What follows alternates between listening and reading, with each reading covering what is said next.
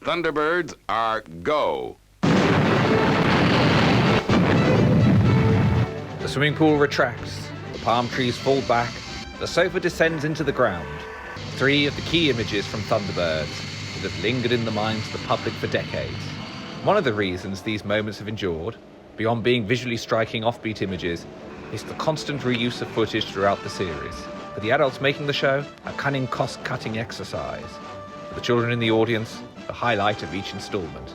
However, although it often seems like it was the same footage used throughout the show, there were variations. Sometimes alternative angles, sometimes alternative takes, and sometimes longer ones. This week we'll be looking at the launch sequence for Thunderbird 1, presenting not just rare imagery, but a breakdown of every stage of the launch. Plus, after comparing the launches across every episode, we've assembled the longest possible versions of each shot. Now, you have every right to judge us at this point for being sad anoraks with nothing better to do. But who clicked on the link? Now, the launch sequences for Thunderbirds 1 and 2, along with the shots of the island, were done at the beginning of the series as part of the production of Trapped in the Sky. Various tests were done to determine the best looks to pursue before the individual components were filmed. These bits were then supplied to the editors, who would use as much or as little as they wanted, although it seems like there may have been a standard sequence for them to use if they so wished, as sometimes the shots remain accurate to the frame across different episodes. These shots could be extended or shortened as needed. The first part of the launch is, of course, Scott standing against the revolving door in the lounge. In the series, there are 2 versions of this shot. This, closer shot, was only used in Trapped in the Sky, while most of the rest of the series made use of this wider shot.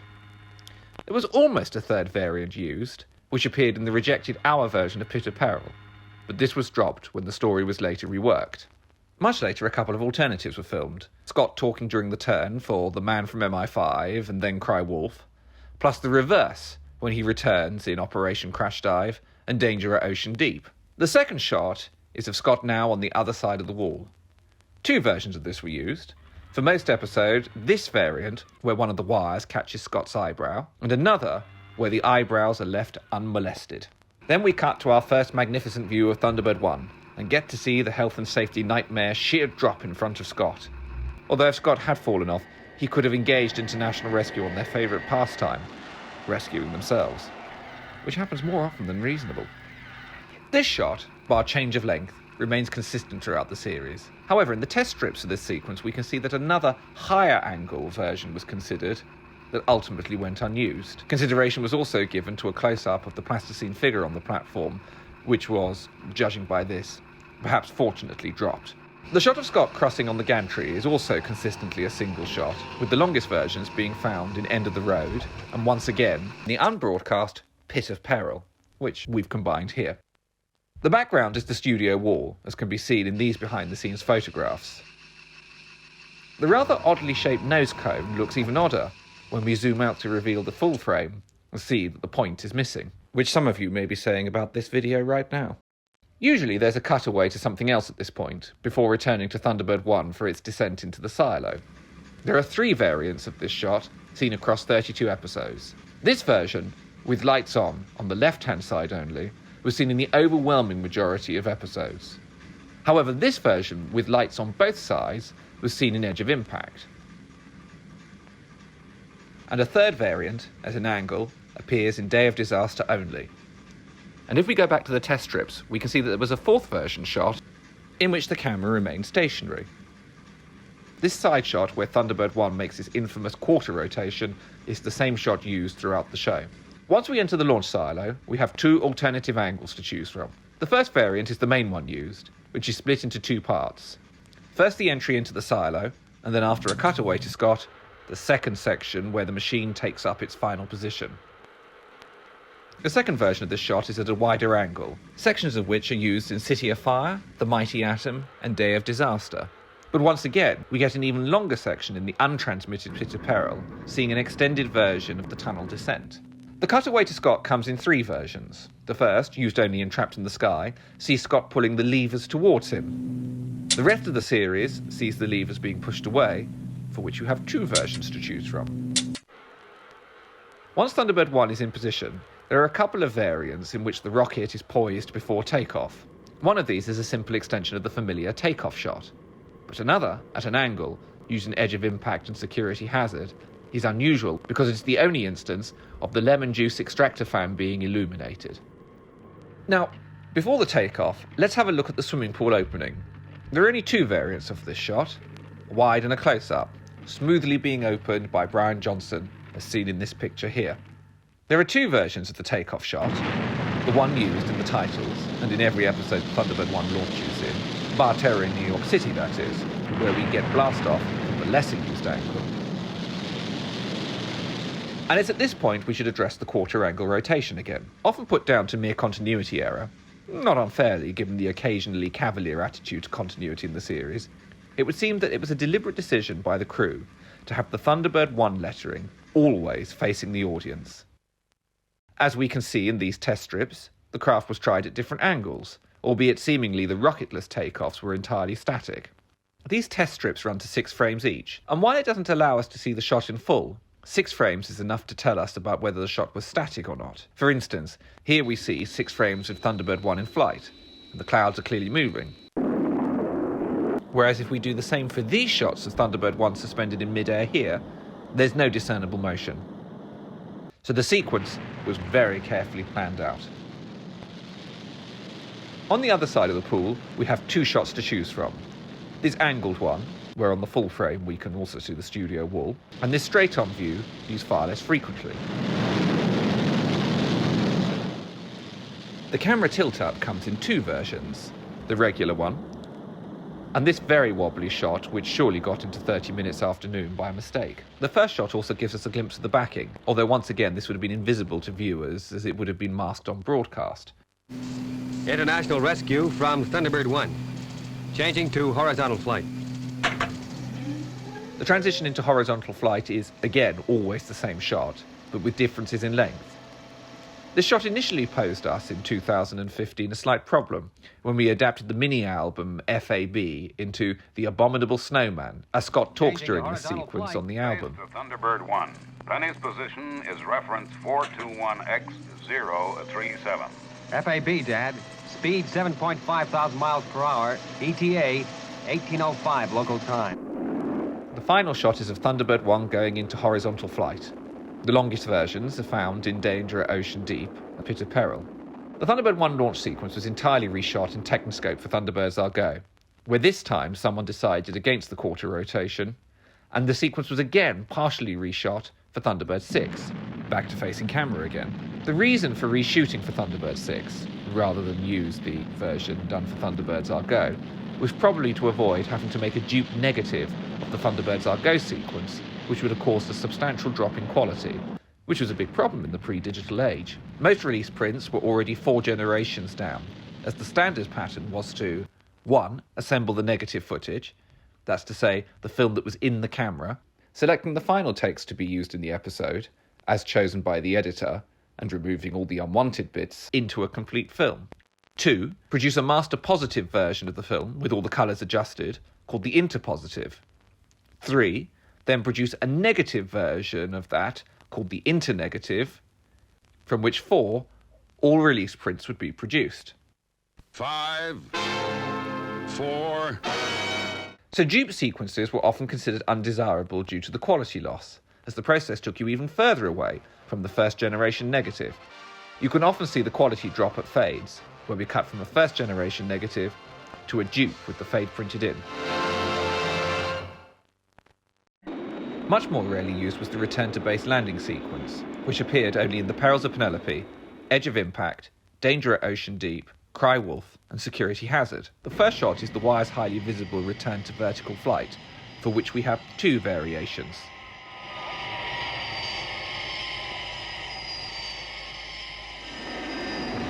Then usually we go direct to the descent into the pool.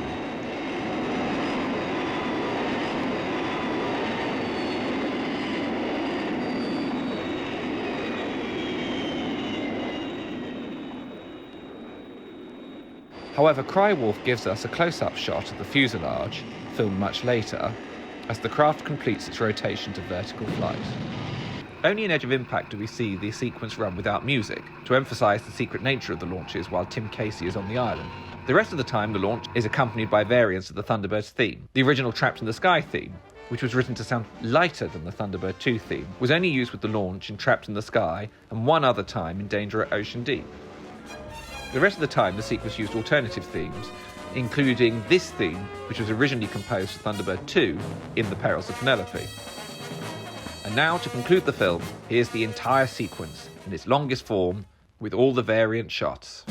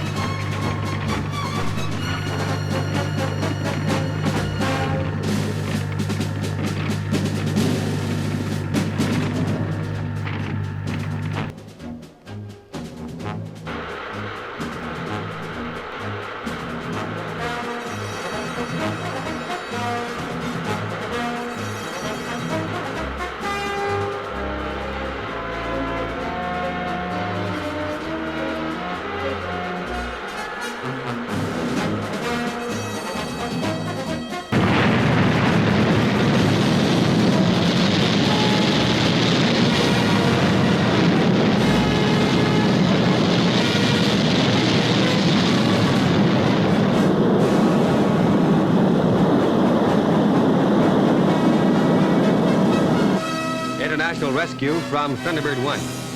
Changing to horizontal flight.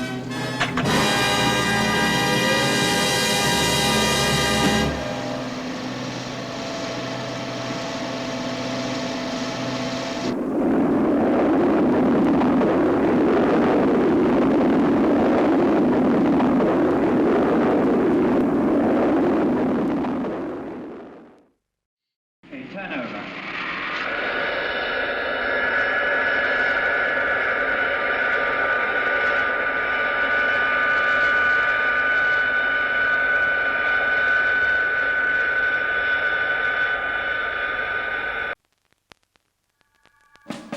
Calling international rescue. Calling international rescue. Calling international rescue. International rescue. Come in, please.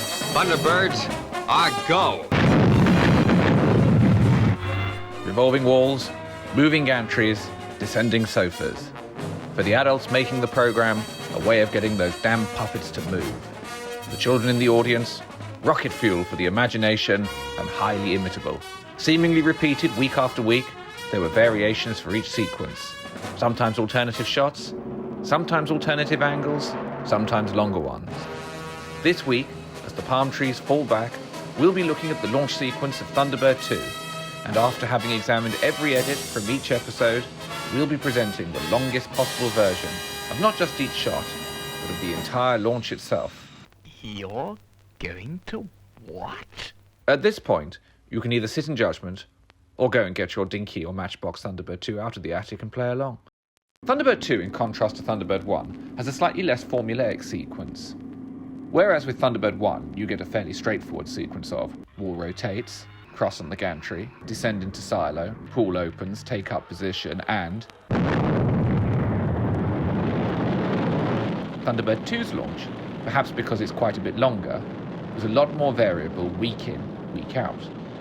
In fact, it was so long that there were a couple of shots done in 1964 that didn't make it in until the final 2 episodes of 1966. And whereas with Thunderbird 1 we could relatively easily match 2 or even 3 alternative shots to the same point in time, thanks to the indeterminate length of Virgil's shoot and the Thunderbird 2 runway, it's not always easy to say whether certain shots are alternative angles or additional shots. Now the first shot is, of course, Virgil standing against the portrait wall. This mid-shot of him walking to the wall appears only 4 times in the series: Entrapped in the Sky, Pit of Peril, The Mighty Atom, and Day of Disaster. The rest of the series tends to use this shot to kick things off, though. Apart from in Alias Mr. Hackenbacker in Series 2, where Virgil talks as the wall revolves, producing the rocket-changing continuity error when they immediately revert to the original Series 1 set stock footage. There is only one version of the original shot used in the series, though. By combining the beginning of the shot from Pit of Peril and the end of the shot from Perils of Penelope, we get the longest possible take. On the other side of the wall, we have 3 versions. This version, and this concussion-inducing slide, were used roughly equally throughout the series, and this version only turns up in Day of Disaster. Although all 3 versions would have been shot at the same time, for some reason the ceiling in the lounge changes slightly, as does the lighting. The slide rotation occurs in 2 shots, which remain consistent throughout the series. Look out for the helping hand here. However, the close-up comes in 2 subtly different variations. In the studio, almost certainly nothing is moved, bar it seems the lights. But in the fictional reality of the series, are these 2 shots occurring at the same time, or 2 separate shots showing Virgil at different stages of the shoot? And if a YouTube video has no viewers, does it really exist?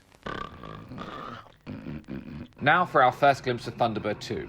We get the same shot throughout most of the series, filmed from the right side of the hangar, with Pod 3 curiously on the right-hand side of the frame. This shows the chute entering into the silo at a staggeringly steep angle. Talking of the chute, it appears that someone had the foresight to include it in the model of Thunderbird 1's hangar. Unfortunately, though, it goes in the wrong direction. Must be cowboy builders. This sure is terrible. Yeah, I can't rightly believe it. A second version of this shot, taken from the other side of the hangar, appears in The Perils of Penelope only. The Perils of Penelope is home to a few shots never seen again in the series, including this one of Virgil sliding down the chute. And now it's time for Virgil to enter the giant transporter craft, for which you get 2 versions. This one, used most of the time, and this one, where a piece of bracing for the set accidentally makes it into the shot. We've done like you said, ain't we? Put blocks in and sheared it up. Virgil's arrival into his chair completes with a shot of his legs, and the chair folding into position, whereas Perils of Penelope presents us with this back-breakingly fast variation. We can see a wire on the foot of the chair here, and as wires cannot push, only pull, this shows that the cockpit arrival was filmed in reverse. So if you were watching on set at the time, this is what it would have looked like. Virgil's chair, with the help of another wire, now folds into position. We then cut to a close-up of him pulling a lever which causes the simultaneous slide retraction and the extension of the yoke. The slide then disappears back through the opening, and it's only Entrapped in the Sky that we see the chute retract in the model shot, which is probably reverse footage. The arrival of Virgil's uniform into the cockpit was apparently a late addition, as it was felt he gained his uniform from nowhere. This doesn't appear to have been much of a concern for Scott in Thunderbird 1 though, even though his uniform was mentioned in the original scripts. Amongst Virgil's many talents, it appears that he's a master of the comedy quick change, as seen in these successive shots in Vault of Death. And now it's time to select the pods. There were, as every child knew, 6 pods which could be loaded with an array of exciting equipment. Pod 3, the elevator cars. Pod 4, Thunderbird 4. Pod 2, a bed. Yes, the possibilities were endless. The arrival and selection of the pods was shot from 2 angles, with variants where each pod was selected. Possibly not the most exciting day's filming, admittedly. We then get a brief shot of Virgil pressing a button to begin lowering onto the pod, at which point the distance between the pods magically widens to allow the wings free passage. Once again, evidence that shots could be framed on individual merit rather than with an eye on continuity. Although it's nominally used in the series, there is the odd one out. or should that be the odd 2 out, we never see Pod 2 being selected in the series. Well, that is, not until we did the 2015 adaptation of the mini-albums, where we gave it its brief moment of stardom. A couple of times in the series, in Edge of Impact and Security Hazard, we get shots of Thunderbird 2 at rest on the pods, but this appears not to have been factored into the original shoot, as these shots are but a few frames looped from the end of the lowering sequence. The passenger lift could occur at any point during this sequence, floating in from God knows where. Now we go outside of the hangar and see the rock face descend. In the series, this comes, as so often for editing purposes, in 2 versions, a long shot and a close-up shot. The editor would choose the moments he needed for the action to flow dynamically. But if we piece some of these selections together, we get the entire descent of the rock face and metal interior door.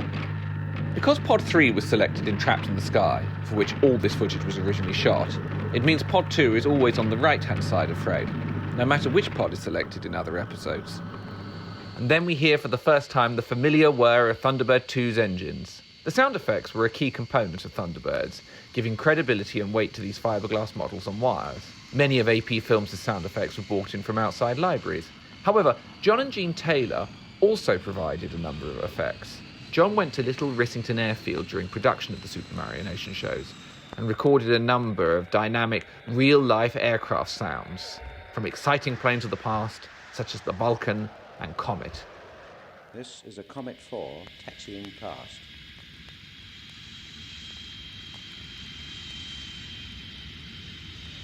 Thunderbird 2 exiting the hangar was shot from left and right.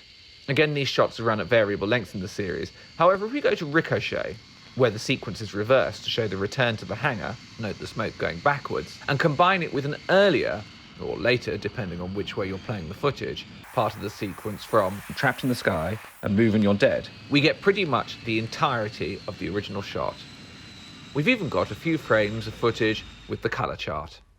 For the palm trees falling back, we get 2 alternative angles, which are often used in conjunction. The head-on shot is longest in give or take a million, which has a night filter on, which we've graded out here to restore the original look of the shot. And then off the machine trundles down the runway, and again it becomes difficult to work out which shots are supposed to be sequential and which ones are supposed to be simultaneous. A fair amount must have been filmed for this, because this shot doesn't turn up till Ricochet, and this one until give or take a million. Twice in the series we get a mid-shot of Virgil filmed through the window, which is part of the original 1964 shoot. Occasionally in the series we get alternatives, but these would have been filmed later. And now Thunderbird 2 takes up its position on the ramp. This standard shot is used throughout most of the series, while this 3/4 length shot turns up in Sunprobe, End of the Road, and Give or Take a Million. In Trapped in the Sky only, we get a shot of Virgil pushing a button to raise the ramp. And if you look carefully, or perhaps not so carefully, you'll notice this support suddenly appearing to hold the giant transporter craft in position. The sound of the ramp was, incidentally, according to special effects director Sean Whitaker Cook, taken from the sound of the local coal train. Then we cut to the opening of the blast shield and... well, almost. For editing purposes, the length of time between the blast shield opening and ignition could be varied from episode to episode. Very interesting. Now get to your post, Lieutenant. And off she goes, nearly clipping the ramp on the way out of frame, and giving us a brief glimpse of the top of the sky backing. Curiously, there are 4 variations of Virgil at the controls during takeoff. These appear to have been shot at the same time, possibly as part of the original 1964 shoot, even though the shot does not appear in Trapped in the Sky. Thunderbird 2 heading into the air doesn't seem to have been factored into the original shoot though, as we get 3 variations of this shot, filmed with different models throughout the series. Unlike Thunderbirds 1 and 3, the landing doesn't seem to have been part of the footage shot in 1964. Danger at Ocean Deep, shot in 1965, is the first time we get to see Thunderbird 2 land, and this sequence was shot especially for the episode.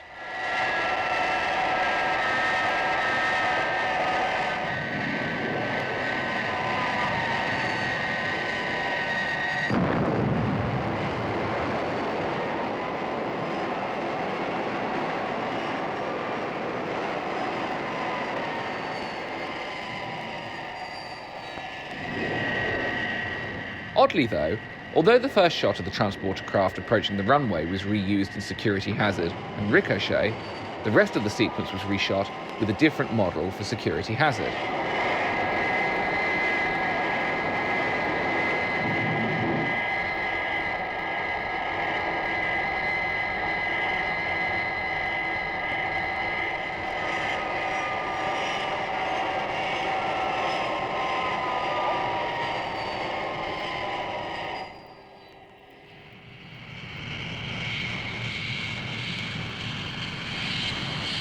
Also in Security Hazard, we get a shot of the palm trees returning to standing position, but this appears to be a reversal of a shot filmed as part of the original shoot in 1964 and seen only once before in Terror in New York City.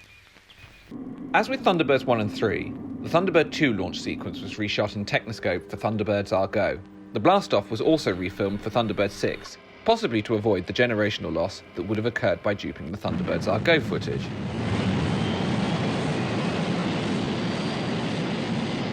For some reason, though, none of the reshot sequences look quite as good as their television counterparts. And now it's time to see the original sequence in its entirety, using the longest possible version of each shot.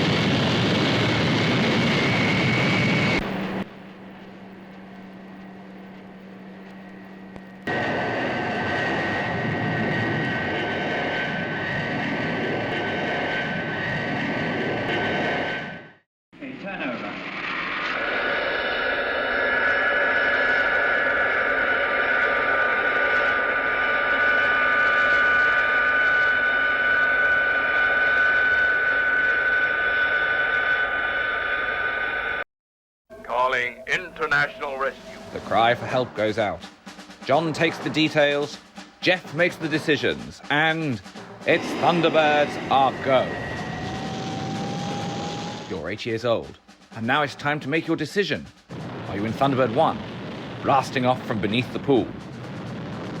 Or Thunderbird 2, choosing a pod, then emerging from behind the cliff face? Thunderbird 3, down on the sofa, then off into the universe?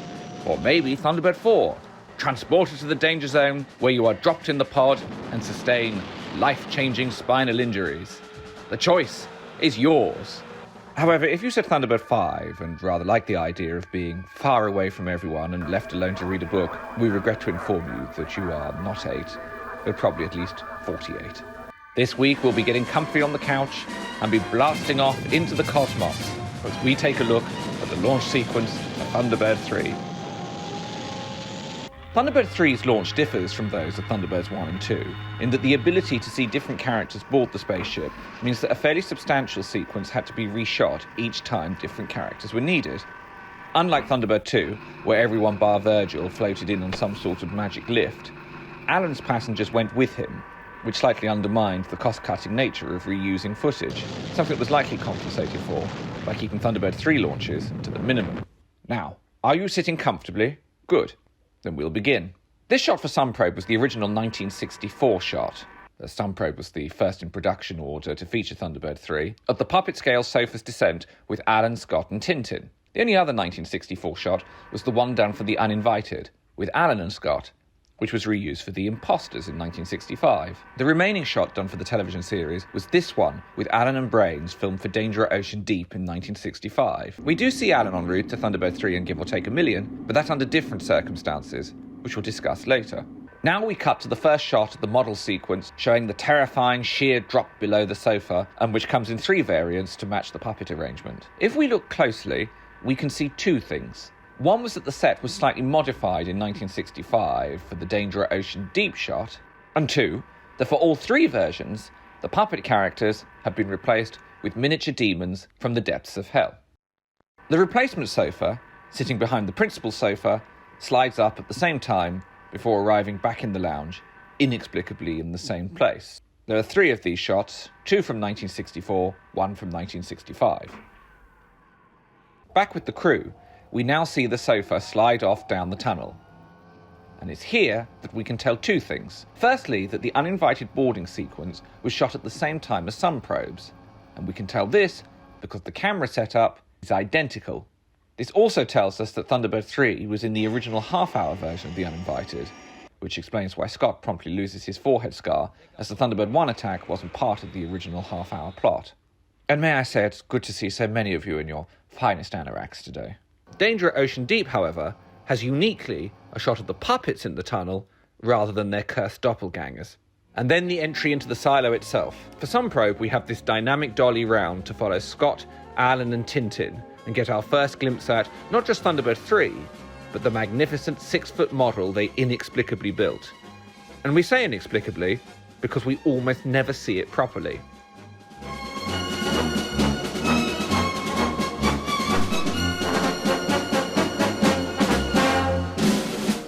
Thunderbird 3's earlier space counterpart, Fireball XL5, had also been built in different scales, but at least that enormous model got shown off in its entirety.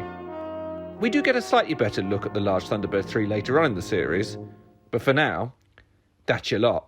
For the remaining 2 shots, we have a locked-off version for The Uninvited, shot at the same time as Sunprobe, and 2 shots for Danger at Ocean Deep. The apparently simple move of the sofa entering Thunderbird 3 took many, many takes according to special effects director Sean Whitaker-Cook. And now we arrive in the cockpit. Sunprobe obviously includes Tintin on the sofa, plus the safety beam equipment. Take up launch positions. FAB. The arrival of Scott and Alan for The Uninvited and The Imposters, 2 subtly different shots, were done, it seems, during production of The Uninvited. The only 1965 version of this shot is therefore Danger at Ocean Deep. Then back outside to see the retraction of the pole. From this point onwards, we're 1964 all the way. Naturally, this produces the costume-changing continuity errors, as Scott and Alan change from their yellow and brown outfits into their original Sunprobe gear. Alan enters the lift, seen in The Uninvited and The Imposters, and we then cut to his arrival in the cockpit, which comes in a long shot and a mid-shot variant. Alan now takes up position, for which there are two versions. This version and this more complicated movement, which is only in the imposters.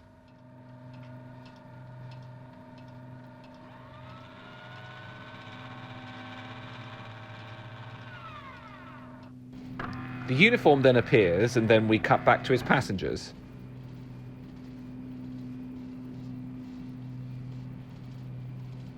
A brief shot of what lies above, the first glimpse of the roundhouse, which there are, surprisingly, two shots of. Stand by for blastoff. Ignition. The 6-foot model takes flight, and enjoy it, because you're not seeing it in flight again until the very end of the series. And Thunderbird 3 passes through the roundhouse, powered by rockets in fiction, by a pulley in real life. From this point, the footage appears to have been shot right at the beginning of the series, at the same time as the other launch shots for Thunderbirds 1 and 2. There are pictures of all three being shot as part of the same selection of photos, although one wonders if this was all staged, given that no one appears to change clothes. There's also the sky backing, which remains consistent between the Thunderbird 1, 2 and 3 launch sequences. Yes, hello? Perfect. 203. Told me to get a life. As with the Thunderbird 1 takeoff, and perhaps given the unpredictable nature of a model on a single-wire pulley with rockets underneath, the Thunderbird 3 shot was also tested first before committing to the final version. Here's the flyby. And these close-up shots appear only in some probe.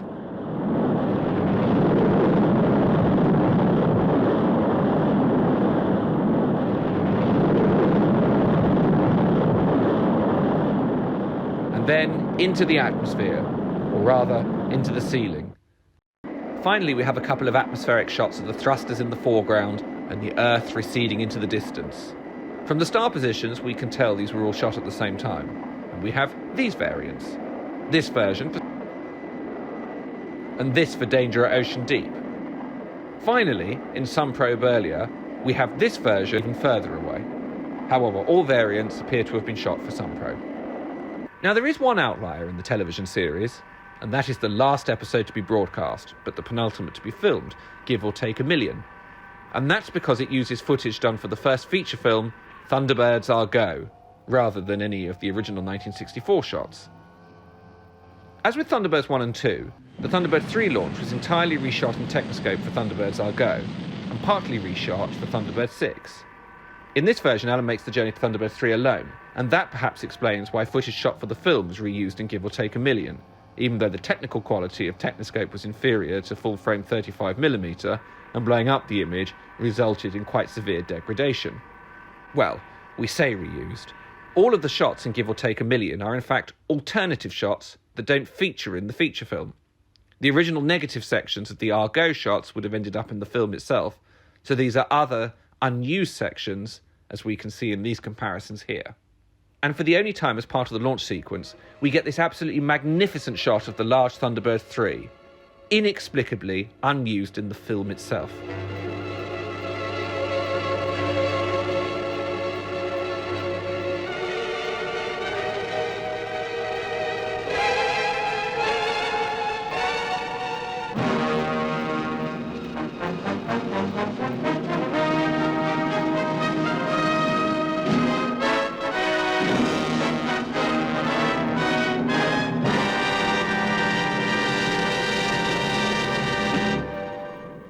We do see two different shots of the whole model in the silo in Crywolf and Security Hazard, but these are not part of the actual launch, so don't really count.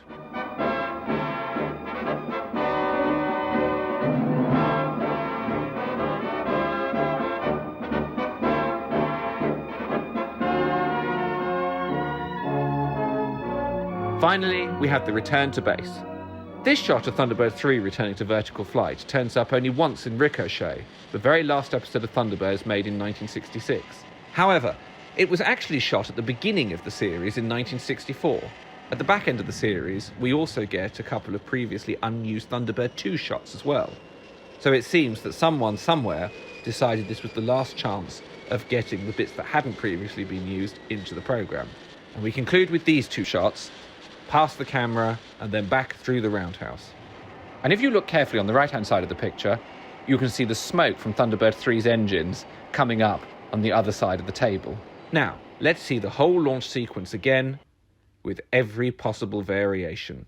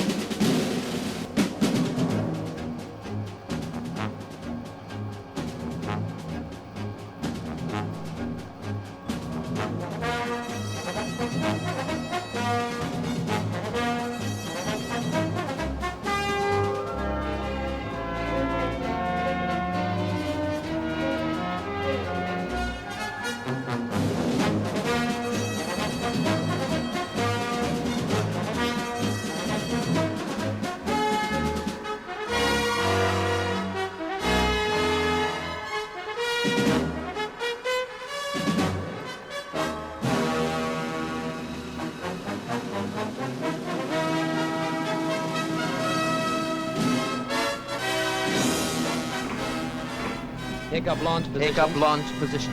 FAB.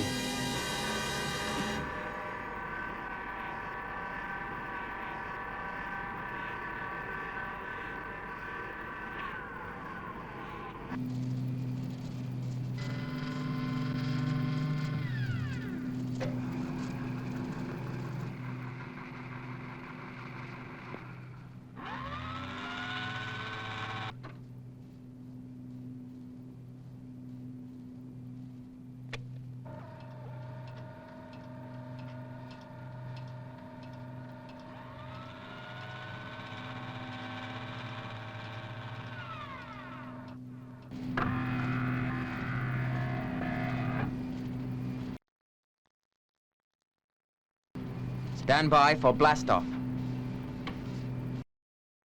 Liftoff.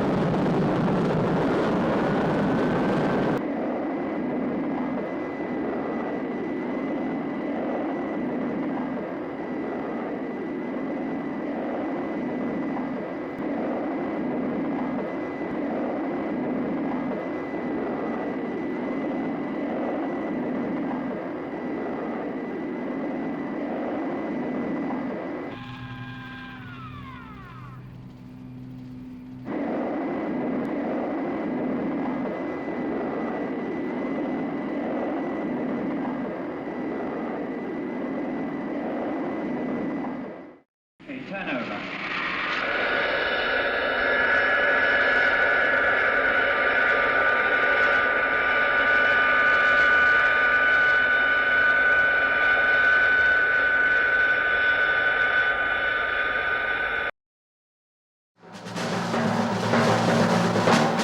I've only got to push one of these buttons and it's Thunderbirds are go.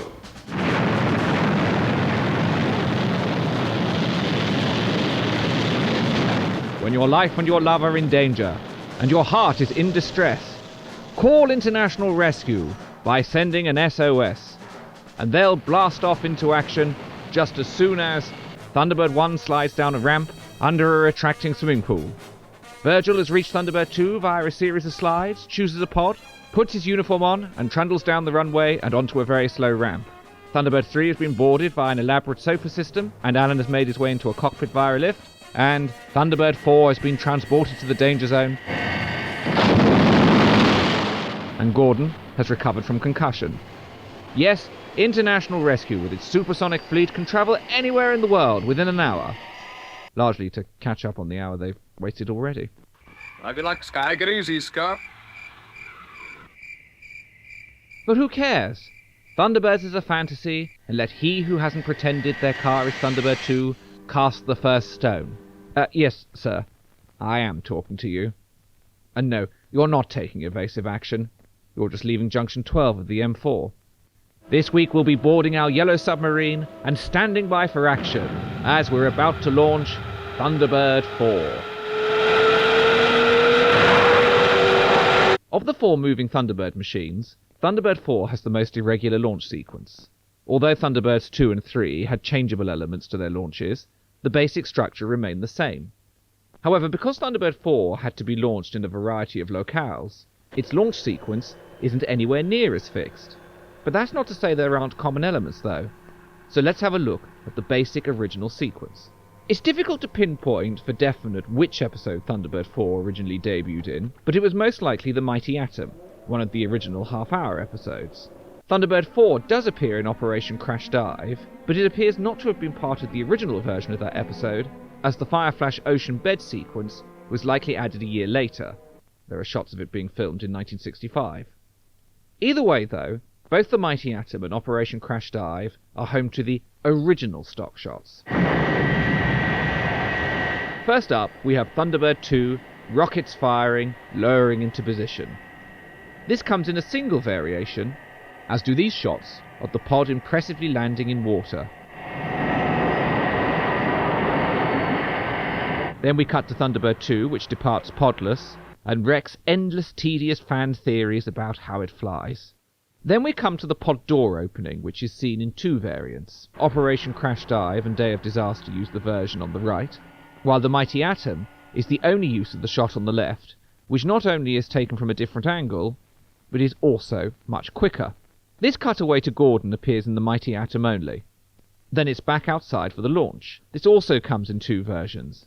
The left-hand side is seen in The Mighty Atom and Operation Crash Dive, while the right side appears in Day of Disaster and Atlantic Inferno, which gives us the longest version of the shot. Once again, in the left-hand version, the action unfolds at a much quicker pace. The shot of Thunderbird 4 diving is a standard single shot seen in The Mighty Atom, Operation Crash Dive, Day of Disaster and Desperate Intruder. This is the beginning of a series of underwater stock shots, used as appropriate throughout the series.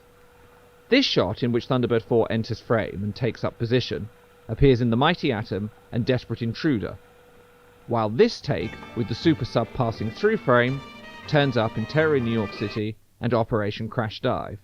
The Mighty Atom alone features this static shot, while Desperate Intruder is the only episode to see this shot of Thunderbird 4 pulling away. And that's your lot. Within the remits of the strand of this Thunderbirds Unseen series, we're only looking at the original 1964 stock shots. Oh, all right, we'll stretch a point this once. But it will leave us a lot less time for our in-depth look at Thunderbird 5. Thunderbird 4 could also be launched directly from Tracy Island by travelling down the runway and off the edge of the ramp. However, if International Rescue deployed this launch method, and you're any further away than the local corner shop, well, start writing your will now, as Thunderbird 4 isn't very fast. In the series, this method of launching is only seen in Terror in New York City, but we do get a brief glimpse of a Technicolor version in Thunderbird 6. Thunderbird 4, capable of withstanding the pressure of the depth. The most similar alternative version to the 1964 launch are the ones seen in Atlantic Inferno. These use a combination of the original 1964 footage and newly shot 1966 footage to incorporate both the sealing device and the nearby fire jets.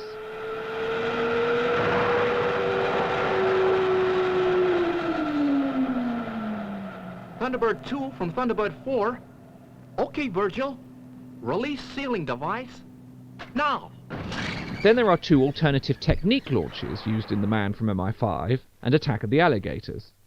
In both these episodes, Thunderbird 2 gently deposits the pod, no doubt after complaints to HR, and then lifts up and away. The Man from MI5 version is the only Thunderbirds launch that any behind-the-scenes footage exists of. Well, bar the odd 6-frame sequence from the test strips. This just leaves Desperate Intruder, in which Thunderbird 4 launches from the side of Lake Anasta. This uses newly shot material until Thunderbird 4 enters the water. Stand by for launch, Gordon. FAB, Virgil.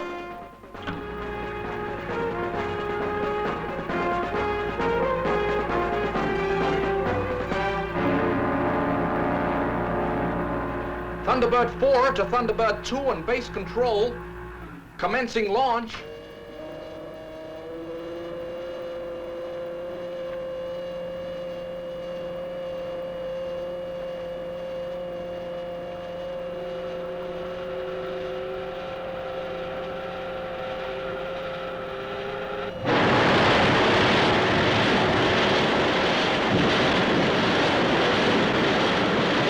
And now to conclude. Yes. Yes. No. Don't be silly. No. Oh, all right then. Apparently, before we wrap this series up, we have to show Thunderbird 5. Well, poor unloved Thunderbird 5 is principally seen in this shot panning up from the Earth. If they shot it more than once, well, they didn't bother showing it with us. The longest versions of this shot appear in Trapped in the Sky and Give or Take a Million. This static shot of it hanging in space is, in fact, not just the end of the initial pan up, but a completely separate shot, which has been framed slightly differently. Unusually for a model sequence, this appears to have been shot at the standard 24 frames per second, as you can see the model wobbling on the wires very slightly. Otherwise, we only see the satellite when Thunderbird 3 is docking. First in this shot, which was originally filmed for The Uninvited, which indicates by extension that all the surrounding shots were done at the same time. And also, incidentally, note the appearance of what is possibly the knee of the flying operator on the right-hand side of frame. Then we have a close-up of the docking, which is at its longest in the Mighty Atom. Perhaps unsurprisingly, they've had a lot to pad out with that one. Then we have a static shot of the docked Thunderbird 3, which appears in Danger at Ocean Deep and the Cham Cham. But we don't see the close-up retraction shot filmed in 1964 until Ricochet in 1966. And yes, we've checked. This isn't the docking footage reversed, but a separately shot piece of film, which leaves only the shot of Thunderbird 3 flying away, which appears in Danger at Ocean Deep and Ricochet.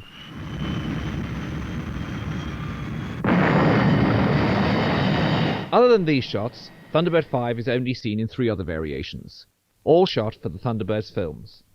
These ones that appear in Argo, and this one that appears in 6. Thunderbird 5, Space Monitor, capable of receiving or intercepting distress calls from any part of the world. And now to conclude Thunderbirds Unseen the launches, here is the original Thunderbird 4 launch sequence, shot in 1964, with the longest variation of every possible shot.